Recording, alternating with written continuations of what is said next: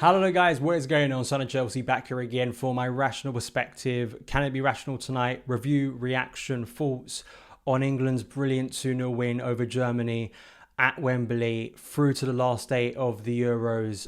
What an incredible evening to be an England fan. The scenes tonight were truly special inside Wembley Stadium. I think in front of just the player performances and the performance in general, which was incredible from England players tonight, in terms of course, Raheem Sterling once again proving to be a major player for us at this tournament. Jack Grealish, amazing impact sub. Harry Kane finally scoring a goal at this tournament.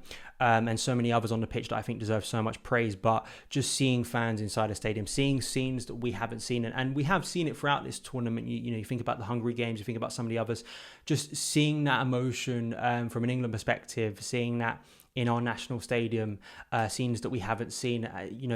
Even though we've had football for the majority of the last year, it has felt distant at times, and a big part of that is not having supporters inside the ground. And tonight was truly special, a night that will be remembered forever. And I think that in my review, I'm going to be giving so much credit rightly to Gareth Southgate, because I think a lot of his critics, at least for tonight, have to eat a lot of humble pie, because I think he's been absolutely vindicated in the way he's gone about this tournament so far, that's taken England to at least the last day of the Euros. But before we get into my review, hit that like button so new people can find the channel, hit that subscribe button and the notification bell. Not only do England reviews covering them at the Euros this summer, but also, of course, Son of Chelsea do Chelsea content, news, reviews, updates, all that good stuff. And I also want to say a massive thank you to Fanslide, the world's first live in-play fantasy football game. They're supporting all of my England content this summer, which will be continuing covering England in the last day. Definitely get down in the description box below. Free to play, fun to play as well. Fanslide, the way it works, you pick 3 players throughout the game from both sides.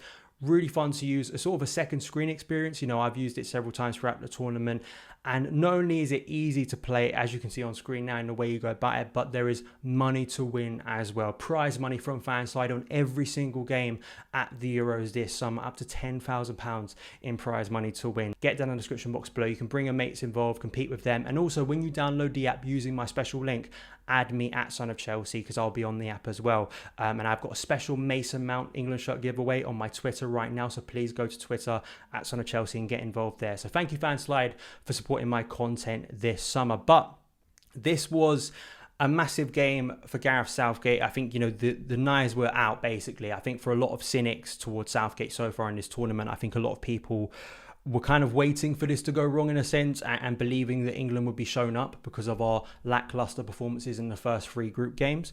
But I've always maintained that, and it's easy to say after we've beaten Germany 2-0 in a tight game, but I've always maintained that with the nature of an exhausting season, with the way major tournaments have gone in recent years, you don't have to be the most expressive team. You don't have to be an entertaining team.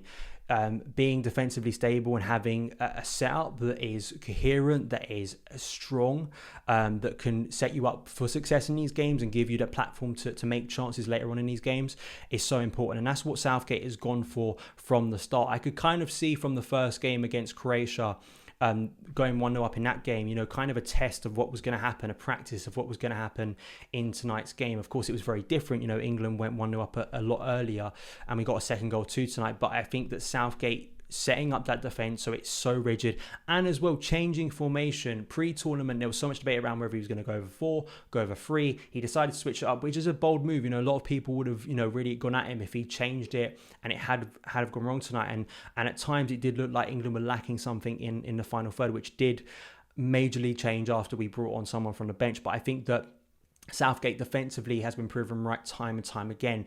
I look at that whole defence, but in particular, Jordan Pickford grows in stature when he plays for England. So calm and composed, something that has been a part of his Everton game that has been, you can criticise him for. But for England, he's a different goalkeeper. He commands his box. I think his distribution is really impressive and really smooth for a keeper who, as I say, has had some problems in his club career. But for England, it seems to be the opposite. Commanding his box, really having a good relationship with his defenders. I think they trust him. I think he trusts them. And that's always a big part of any good defence. I think Harry Maguire, who didn't start this tournament till the third game, looked exceptional tonight, I think, as a defender. I think him and Stones and Walker as a back three. In particular, I just think Maguire was showing everything why he got so hyped up in the first place before his move to Man United. He is a really good centre-back. I think at times at Man United, he's isolated, and I think that setup sometimes from Solskjaer exposes him and exposes his weakness. But if you put him in the right system, he can be a brilliant defender, bringing the ball forward, but also his aggression against some really good attackers and really fast attackers as well. And I think he dealt with them well. I think Stones too. I think the wing backs could have been a lot better offensively. But as we saw in the first game, I think that Trippier and Luke Shaw defensively got pretty much everything right in the end. It was just offensively, I think that's where the frustration could have been, because you see the way that Germany used their wing backs, Kimmich and Gosens, and especially as a Chelsea fan, seeing the way we use Ben Chilwell and Reece James and Ben and Reece both on the bench for England, not playing in this system. There was a little bit of doubt over that, but I think that defensively, and it's not only that, it was the two midfielders in front of the defence, which have got a lot of stick too, mainly for their progressive play. But you've got to think that Declan Rice gets a yellow card in like 8 minutes, very early on in the game. And it's risky, in a position where he has to be dominant, he has to take risks at times, he has to get his foot in, very simple thing. But, if he times something wrong against the likes of Kai Havertz, who can shift quickly, he was going to be in trouble. But I think Declan Rice got so good as the game went on, proving why he's rated so highly in the Premier League. And I think Calvin Phillips too. I think both of them just did their jobs expertly tonight in terms of shielding that defence, winning the midfield battle, getting more control as the game went on, limiting the amount of space that I think Germany had as the game progressed, which really helped England. As I say, the attacking side of the game in the first half, we were really looking at Sterling and Saka. I think Saka was looking more exciting. I think Sterling throughout the game had a really complete game tonight as England's best player, finding those pockets just behind Harry Kane. It was just once again the issue we've had so far in this tournament of getting Kane, into play, getting him into those positions to score, which luckily eventually he did. He could have scored right at the end of the first half. There was a bit of concern, as I said, in the first half, that I think we were letting the likes of Kai Havertz, who I think was Germany's best player tonight. I think he looked really, really good. Jordan Pickford having to stop a really good shot from him in the second half. I think Kai was drifting into so many good spaces tonight that made it really difficult for him to track.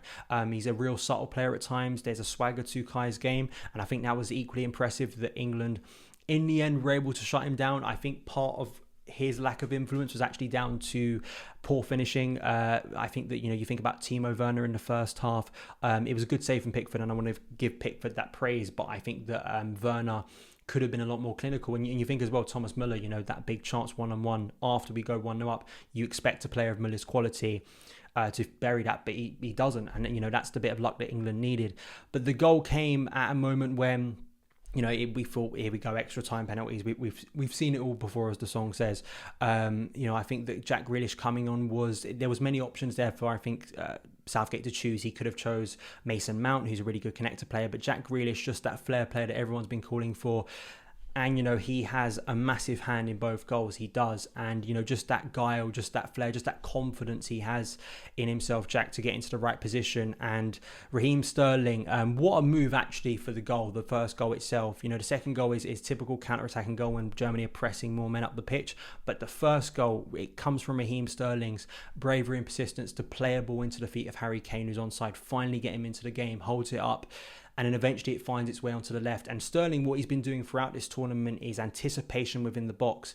And brilliant finish, brilliant all-round goal. It was a massive moment. And then it was all about game management, that famous old phrase. And I think that England in the first game against Croatia really showed that. They nearly didn't in this game. Of course, Thomas Muller going through one-on-one, he should score that.